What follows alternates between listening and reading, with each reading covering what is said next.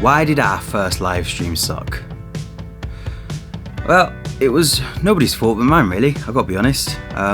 Me and Doug, the engineer, who have spent so much time like redesigning the studio, we've because of all the COVID stuff, obviously bands aren't allowed to gig, and there's a lot of spacing issues where people have to be 2 meters apart. So what I decided to do was at the beginning of lockdown, I've wanted to do it for a long time anyway. We've knocked out 3 of the rooms at the studio to make one big live room.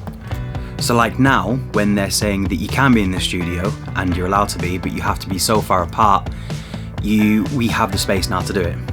And then also while we were doing this, I thought it'd be a good idea to start venturing into live streams. So for the last couple of years, we have been doing what we call recorded rehearsals. So we've been having bands come into the studio, and then we spend like an hour setting them up, and we basically go through 4 songs, and in a rehearsal environment, so they're all in the same room, everything's mic'd up in the same room together. We record the audio coming back, and we get about 8 cameras set up, and we record the video as well. So for the last 2 years we've been doing that, and the step from like there to live streaming, I thought wouldn't be that difficult, because all we're doing effectively is adding a capture card into the mix and then live streaming it straight to the internet live, rather than recording it first, editing it, and then putting it out. But let's just say that there are a lot more variables in live streaming than I first thought there would be. So it's just one of those things, really. We set up that the band, I mean, I love the band so far, right? So I've missed playing in a band and I've missed gigging and stuff like that for such a long time now, that just being in a room with 3 different people who I really admire as players is such a great thing, because it makes me practice so much more. So I've really enjoyed the band, and the band are great. Like, they're learning all their stuff and they're coming back, and everything is just spot on. But from a tech side of things, we've had so many problems. So this is the control now, so we've got the live mode. It can go by so fast and move painful slow. Mother, you need to know your love is everywhere I go. Mother, I wish you could see all the things that you've done for me. Mother, you need to know your love is everywhere I go. Mother, I wish you could see all the things that you've done for me.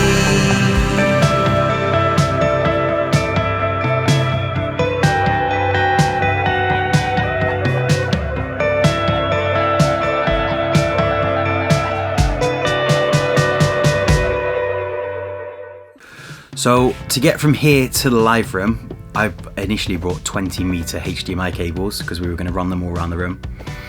And then, so we're using the Blackmagic ATEM Mini, and we tested all the cables in channel 1, they all work, so we set them up in the room. Jobs are good. And day before the live stream, me and Doc come in and plug in 4 cameras, and only 1 camera works.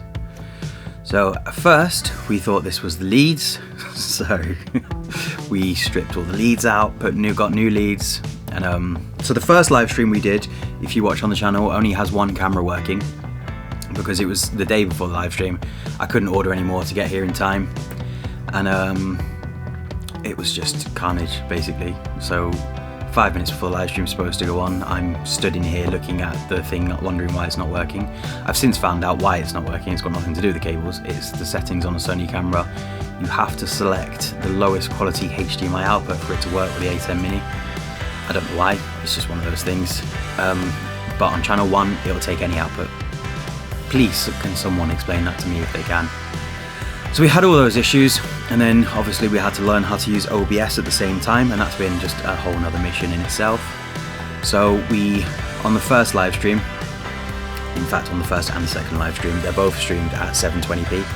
So we thought that in OBS, when you change all your settings, it would save those settings, but apparently it doesn't.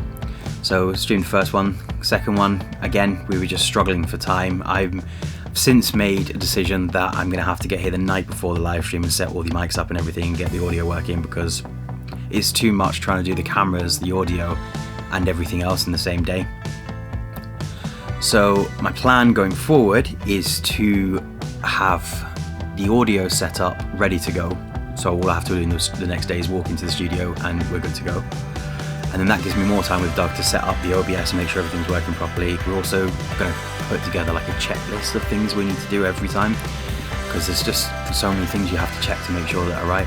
And but yeah, live streaming, very difficult. So why did our first live stream stop? Basically, it was my fault. Piss poor preparation. But hopefully going forward, they will be getting better and better.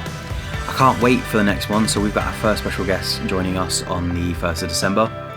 And that's going to be streamed 8 o'clock if you're interested in watching. And our first guest is going to be a guy called Jamie Gray, who is a great artist. He's got some great songs. So really looking forward to playing with him. And this is what this is all about, really. It was just having fun with different artists that can't gig anymore. So it's a way for them to promote their music. It's a way for us to get gigging again and like enjoying doing music again. And it was a way for me to see what I could do with the studio. So the plan with our live streams was to do it for our fun. And then I'm also going to roll this out to bands as well, that if they want to come in and do a live stream for an hour, then at a small fee, we will do it for them. So Doug had this idea about lighting. His dad used to be a lighting engineer for bands, and he has a lot of lighting equipment. So Doug came in and helped me set up all the lights. We've got loads of spotlights going on there. We've got moving head spotlights. We've got just great where we can change the colours, and Doug's got an app on his laptop where he controls all the lighting from in here remotely, which is amazing as well. Mic wise, so I would be doing pretty much what I would do for one of our live recorded rehearsals, so I'm still using studio mics and everything. If you want a proper like rundown of lists that equipment we're using and how we're doing it and stuff, and you want an in-detailed long video of exactly what we're doing, just let me know and I'll be quite happy to do that. But all in all, it's been really good fun, to be honest. Like, it's just great to be playing again, great to be doing music. I'm doing songs that I would never have normally played.